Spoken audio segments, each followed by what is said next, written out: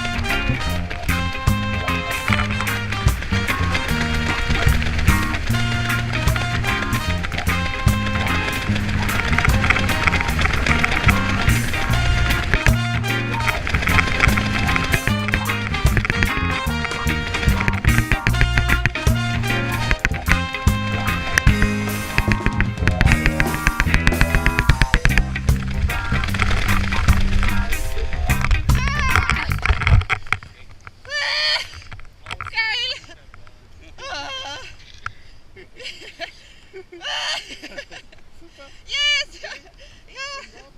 Oh. Ich kann nicht mehr gehen. So, wie war das? Geil, das ist geil. Hat Spaß gemacht, ja? Hast du den Rücken runtergebracht? Ja, Kann man das weiterempfehlen? ja, Okay, gut, das ist schon geil. ja.